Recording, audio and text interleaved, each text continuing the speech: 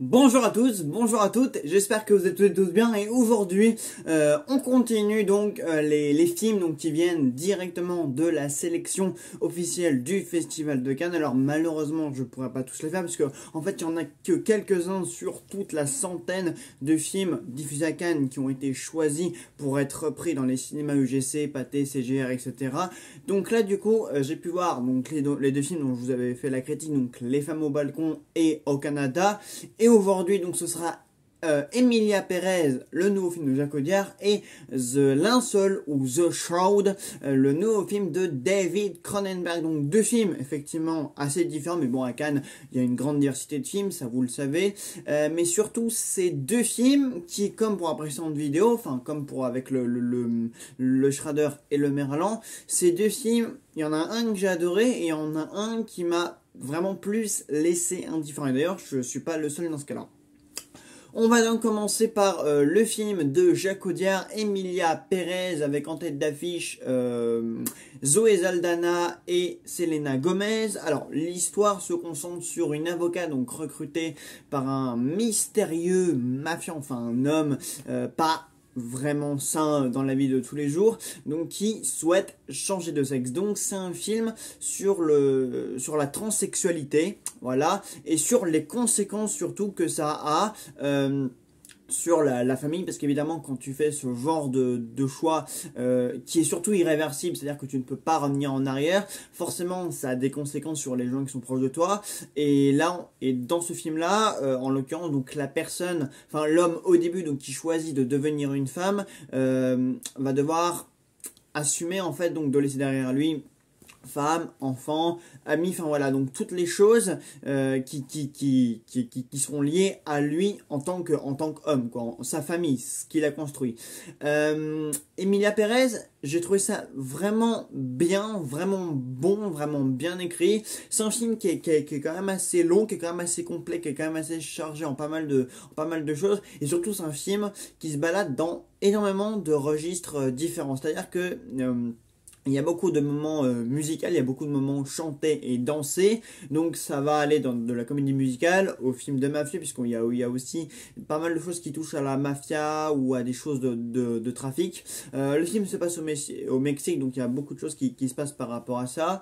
Ça va beaucoup aussi aller l'emmener du côté de la comédie romantique, voilà, parce qu'il y a des scènes un peu romance, voilà, parce que certains personnages s'engagent dans des relations, donc des relations amicales, des relations amoureuses, enfin ce genre de choses. Enfin, voilà, c'est un film qui touche à certains registres qui normalement n'ont rien à faire ensemble, enfin la comédie musicale et le registre des films noirs, des films de mafieux, normalement c'est pas trop associé, mais là du coup Audiard les associe ensemble ici, enfin on fait un couple, de genre de film assez particulier, et c'est à dire que quand tu arrives au milieu du film, et une fois que la base de départ du film est passée, bah il va vers plein de choses différentes, il raconte plein de choses différentes, et tu sais plus vraiment en fait où te situer. Tu es en train de te dire mais quel film, quel genre de film je suis en train de regarder. Parce qu'en soi c'est un bon film, le sujet est bon, mais en même temps, parce qu'en même temps qu'on te parle de la transsexualité et de du parcours de l'homme qui va ensuite devenir une femme, parce que ça ce n'est que le début en fait, hein. Je veux dire tout ce parcours là ne concentre pas toute la globalité du film en fait. Ça c'est juste au début. Après le film va se concentrer du coup sur sa nouvelle vie en tant que femme, et le fait du coup que elle recrute cette fois-ci donc le personnage de Zoé Saldana pour l'accompagner et lui demander d'autres choses, et cette dernière va presque faire partie de son entourage proche. Voilà, le film va se concentrer sur ça. Et donc c'est pour ça en fait le sujet en soi est intéressant, il est bien exploité, c'est bien fait, les acteurs jouent très bien. D'ailleurs l'actrice principale qui a eu le prix d'interprétation, enfin pas Zaldana ni Gomez, mais celle qui fait Emilia Pérez tout simplement, a eu le prix d'interprétation. Donc ça et d'ailleurs c'est la première fois qu'une femme transgenre a le prix d'interprétation au Festival de Cannes, donc ça c'est plutôt chouette et vraiment c'est mérité parce que c'est tellement un rôle fort, bien fait, bien incarné jusqu'au bout, parce qu'il y a quand même des scènes très intéressantes où justement elle confronte, en fait, elle se confronte à son ancienne femme qui ne sait évidemment pas qu'elle a fait ce parcours-là. Voilà, ça c'est hyper important, je ne l'ai pas précisé, mais en fait son entourage, en fait personne ne sait... ne sait en deuxième partie de film que la personne qu'ils ont en face d'elle, en fait, c'est leur ancien père. Parce qu'en fait, elle s'est fait passer pour morte après son changement de sexe, elle s'est fait passer pour disparue, pour morte. Donc en fait, quand elle discute en deuxième partie avec son ex-femme, cette dernière ne sait absolument pas quelle personne elle a vraiment en face d'elle, sachant qu'elle se fait passer pour la tante de ses anciens enfants. L'histoire est quand même assez costaud, hein. Enfin, je veux dire, c'est quand même un film à prendre quand même avec un assez gros premier degré, même s'il y a quand même des moments chantés, même s'il y a quand même une part de magie, etc. C'est vraiment un film à prendre au premier degré parce que quand tu le regardes, tu te dis que quand même l'histoire elle est quand même assez dure, il y a beaucoup de choses à assimiler, et puis même toi ça te fait quand même te réfléchir sur vraiment ce que c'est, quoi. C'est un film qui questionne vraiment sur ce que c'est la transsexualité et les conséquences que ça a quand tu prends cette décision là, aussi bien sur ta vie que sur celle des autres. Donc voilà, Emilia Pérez, je vous le recommande. C'est vraiment un bon film qui est bien joué, qui est bien écrit et qui se balade vraiment un peu partout. Vraiment, c'est comme je vous l'ai dit, comme je vous le disais, comédie musicale, film de mafieux, film d'amour, film d'amitié, presque une comédie par moment. Bon, la comédie c'est plus un registre secondaire quand ça apparaît, mais c'est quand même présent, quoi. Donc Emilia Pérez, je peux dire qu'après Les Femmes au balcon de Noémie Merlan, qui parlait également de ça par moment, de l'orientation sexuelle. C'est très marrant parce que vraiment les deux films que j'aimais, parmi les quatre dont je vous ai parlé, parlent vraiment de ça, quoi, de l'orientation sexuelle, du rapport de la femme au corps, etc. Enfin, il y a un sujet qui ressort pas mal quand même des films dont je vous ai parlé. Et vraiment, Emilia Pérez, c'est vraiment très bien fait, quoi. Ensuite, là où je vais être un petit peu moins, comment dire, ou un petit peu moins convaincu, c'est donc le nouveau film de David Cronenberg, The Shroud, avec notamment Vincent Cassel et Diane Kruger, et aussi Guy Pearce. Donc c'est l'histoire d'un homme qui n'arrive pas à se remettre de la mort de sa femme, et donc grâce à une nouvelle technologie donc qu'il a lui-même créée, bon il s'associe des personnes pour la créer, mais globalement c'est lui qui a la tête de tout ça, il peut se reconnecter à l'intérieur de la tombe de sa femme, voilà, parce qu'il a acheté un restaurant et il a créé un cimetière, il a construit un cimetière pour ça, où les gens en fait peuvent se reconnecter au corps de leurs défunts, s'ils le veulent évidemment. Et donc du coup, lui, se reconnecter au corps de sa femme, même si c'est en décomposition, ça l'aide en fait à passer son chagrin, voilà. Et donc du coup, il va y avoir un problème quand ces tombes vont être violées en quelque sorte, enfin, quand elles vont être cassées, quand il va y avoir une violation de ces tombes. Donc lui forcément il va essayer de comprendre pourquoi, comment, qui. Voilà.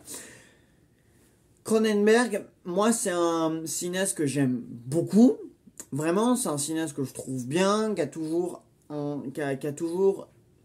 un cinéma quand même très exigeant, très spécial, très particulier, un rapport au corps, à la technologie, qui a un rapport à ça très spécial. Je vous recommande notamment, La Mouche, c'est son plus connu, mais par exemple le Vidéodrome, ou même Existensen, ou même son dernier film, même si je trouvais que pour Les Crimes du Futur, il était resté trop en surface de son sujet, c'était quand même bien, enfin ça avait quand même de la gueule comme sujet, c'était intéressant, il y avait de quoi faire, mais il était resté trop en surface et moi j'aurais voulu en voir plus.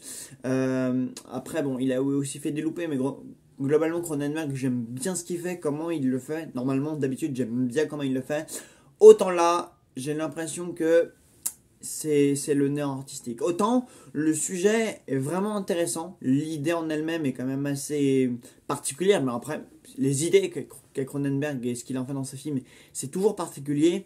Mais là, on était quand même sur une idée qui sur papier sonnait vachement bien. Voilà, une reconnexion, voilà, une exploration de l'après-mort et de comment du coup les défunts, enfin les gens peuvent se reconnecter à leurs défunts, etc.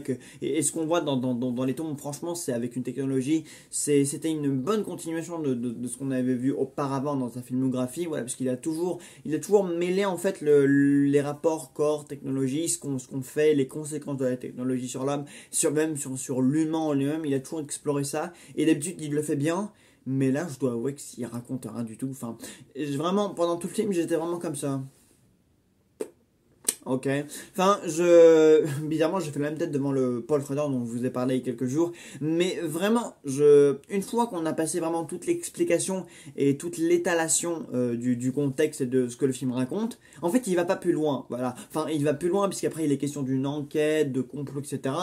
Chose dont on se fout royalement parce que bon, enfin, Cronenberg, il est plus doué dans un cinéma, on va dire, sale, dégoûtant, où il remet un petit peu les traits, enfin il nous fait voir des images un peu fortes, un peu dures. Voilà. Cronenberg, il est fort dans un cinéma plus costaud, dans un cinéma plus remuant. Par contre, quand il commence à nous faire du cinéma thriller, à nous parler de complot, là on se fait rapidement chier, et effectivement avec The Linceul, on se fait rapidement chier, parce que autant il y a des bonnes scènes, voilà, notamment toutes les interactions, toutes les discussions entre le personnage de Vincent Cassel et ceux de Diane Kruger, qui est la sœur de la défunte femme de Vincent Cassel, enfin de son personnage à lui. Ces scènes-là, elles sont bonnes, elles sont bien écrites, mais autant tout le reste, enfin il y en a quand même pas mal, mais je trouve même que dans la photographie, dans ce dont il parle en fait, en majorité du film, on s'en fout royalement. C'est pas un film qui raconte grand chose, c'est pas un film qui va plus loin que son concept de base. Et en fait, là où il va, on s'en fout, voilà. Il aurait pu explorer encore plus ce côté technologie, ce côté défense, etc. Enfin, il y a des scènes très bien où justement on voit un petit peu le corps à l'intérieur de la tombe, toutes ces scènes-là où on nous montre comment ce que la technologie permet de faire avec ce concept-là, de rester connecté au corps, etc.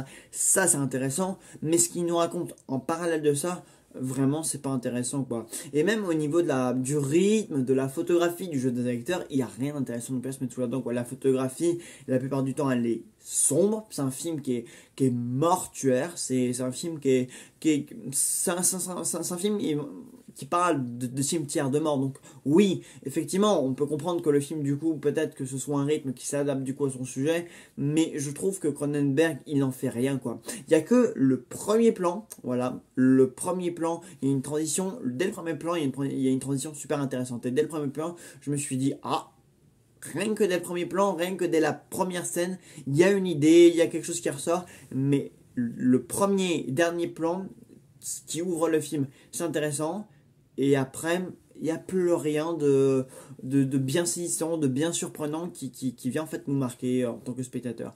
Donc quand tu ressors de la salle, tu te dis purée, mais c'était vide quand même. C'était vraiment très très très vide.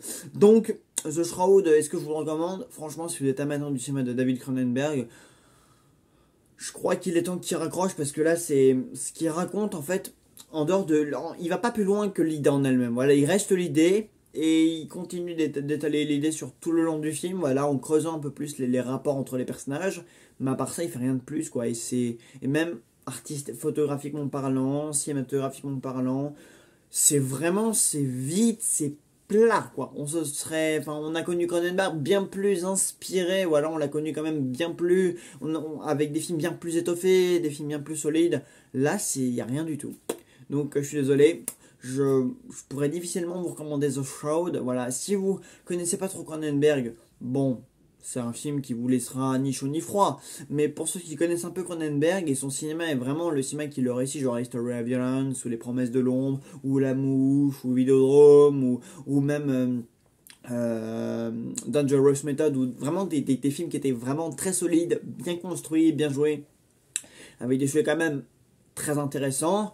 Je pense que vous allez être déçus aussi de ce qu'il a à dire, enfin, de ce qu'il a à dire, oui et non, parce qu'il dit pas grand chose justement. Voilà, c'est un film qui était censé lui être personnel, voilà, c'est un film qui est censé parler du deuil, mais je trouve qu'il le fait vraiment pas pour rien, parce que ça parle plus, ça lance plus à côté, vers le film noir après, vers des trucs de complot, des trucs d'investigation, des trucs dont on se fout, et qui correspondent pas vraiment à ce que Cronenberg a l'habitude de nous raconter. Et Certes, il aurait pu le raconter, mais il aurait pu le raconter mieux que ça. Voilà, avec plus de rythme, d'entrain, mais là, franchement, on se fait chier.